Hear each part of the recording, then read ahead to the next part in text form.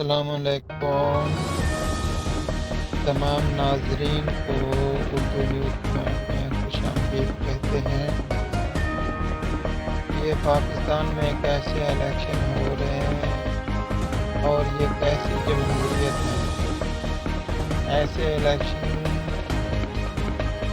پاکستان میں مزاج کے علاوہ کچھ نہیں ہے۔ اس تماشے سے جمہوریت کا کیا تعلق ہو سکتا ہے؟ مجھے تو اس بات کا بہت دکھ ہوا ہے کہ آئین اور جمہوریت کے نام پر قوم کے 50 ارب روپے ضائع کیے جا رہے ہیں، جبکہ سبھی جانتے ہیں کہ یہ سب کچھ کس طرح ہو رہا ہے۔ اس کا نہ تو تعلق جمہوریت سے ہے، نہ ہی آئین و قانون سے کوئی تعلق ہے۔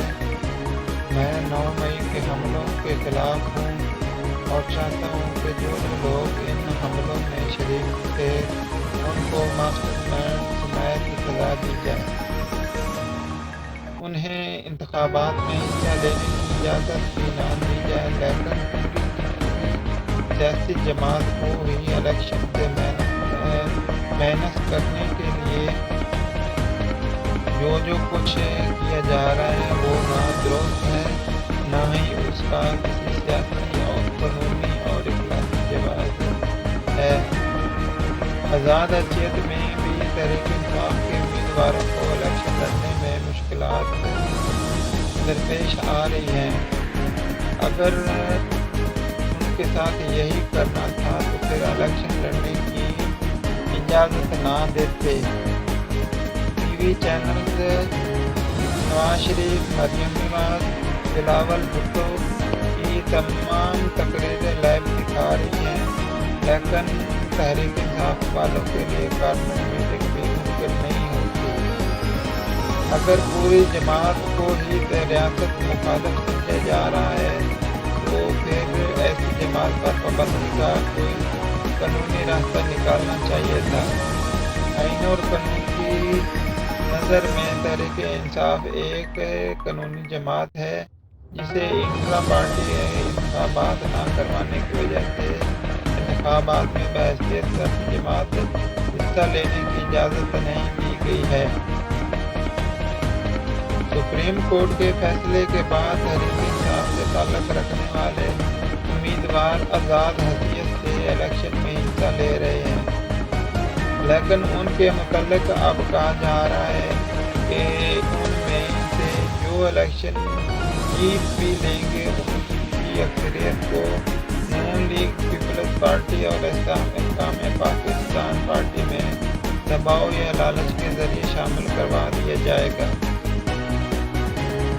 بڑے فخر سے کہا جا رہا ہے کہ زرداری صاحب تو اس کام میں ماسٹر ہیں۔ جہانگیر ترین کا کہنا ہے کہ انہوں نے ماضی سے بھی یہ کام کیا ہے، اب بھی کریں گے، جبکہ نون لیگ یہ امید لگائے بیٹھی ہے کہ ایسے آزاد اراکین اسمبلی ان کے ساتھ ہی ملیں گے، یعنی الیکشن جعلی پھر جعلی۔ الیکشن کے نتیجے میں آزاد اراکین کی خرید فروخت، پھر اس کے نتیجے میں بننے والی حکومت، یہ ہے ہماری جمہوریت۔ یہ سب کچھ غلط ہو رہا ہے اور سب کو معلوم ہے یہ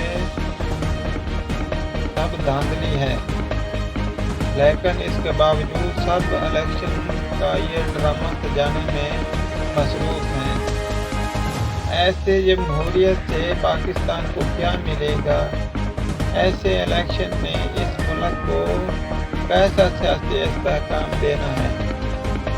جو لوگ چور دروازے سے اور آزاد اراکین کی خرید و فروخت کی آس لگا کر اقتدار میں آنا چاہتے ہیں، ان سے بہتری کی کیا امید لگائی جا سکتی ہے؟ سیاسی انجینئرنگ اگر غلط ہے تھی تو آج کیسے جائز ہو سکتی ہے؟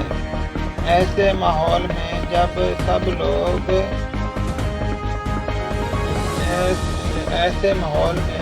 سب کچھ ہی گڑبڑ نظر آ رہا ہے، انتخابات کی شفافیت اور آزادانہ ہونے کی بات ایک مزاق سے زیادہ کچھ نہیں ہے۔ آئین بروقت انتخابات پر زور دیتا ہے